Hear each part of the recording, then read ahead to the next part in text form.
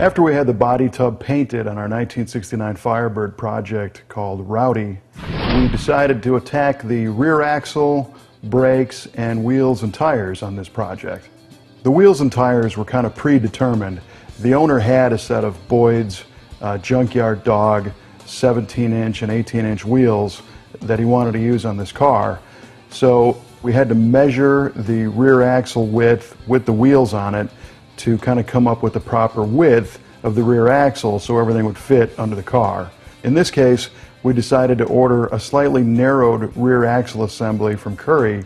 Normally, we would put the suspension together and then measure what we needed and order wheels that were custom made for the car. But in this case, these wheels aren't really available anymore, and he already had the set, and it's really not that big of a deal to have Currie make you a rear axle in any width you want.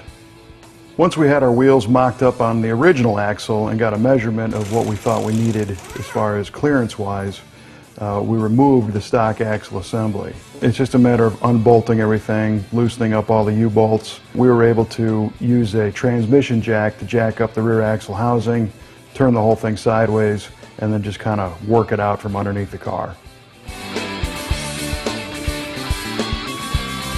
We decided to go with a Currie 9 Plus rear axle assembly. Now this is a Ford 9-inch style design, but it consists of all new parts.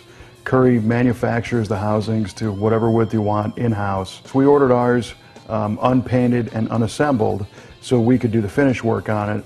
But Currie traditionally builds these with beautiful welds, and they're fixture welded on a jig so that they're nice and true.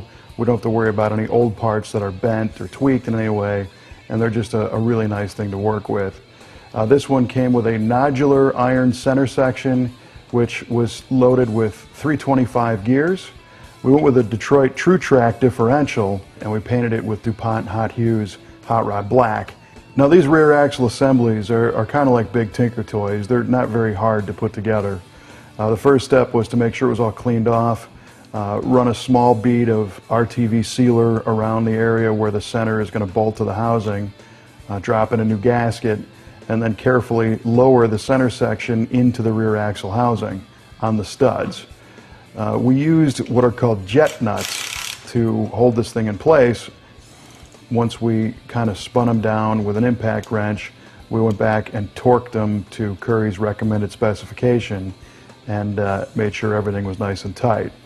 From there, we took the entire housing with the center section installed and placed it under the car, slipped it up over the leaf springs and put some new U-bolts in, tightened up all the nuts on the U-bolts, and the next step from there was to lightly lubricate the Currie 31 spline axles and slide them into the housing.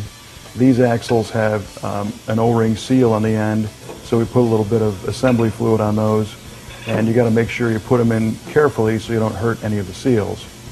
Once the axle kind of hits home, we mocked everything up using our Baer 13-inch rear brake rotor and took our 18-inch wheel, slipped it up onto the rear axle, and checked clearance side to side, and everything looked really, really nice.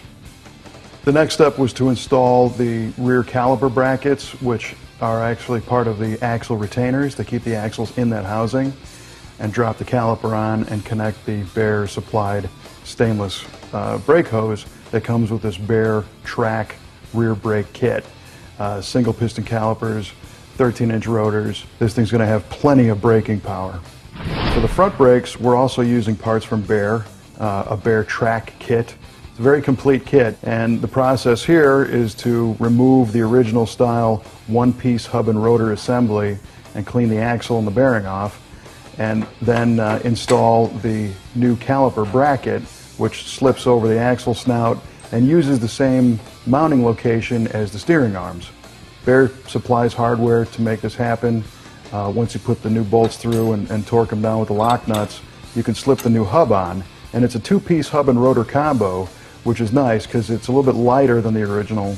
Plus, it keeps some of the heat out of the hub from the rotor. It doesn't transmit a lot of the heat through.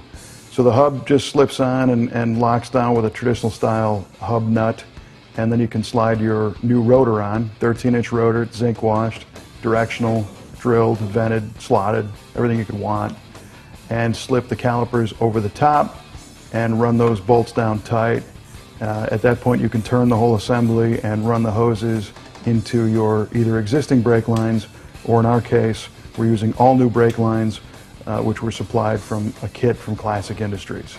We ended up replacing all of the hard lines on this car with a stainless kit we got from Classic Industries, and we did some detail work like powder coating that master cylinder so it looked nice and didn't rust. One note is that these front brakes from Baer require at least a 17-inch wheel for clearance. We actually had to shave our calipers just a hair to get the wheel to fit right.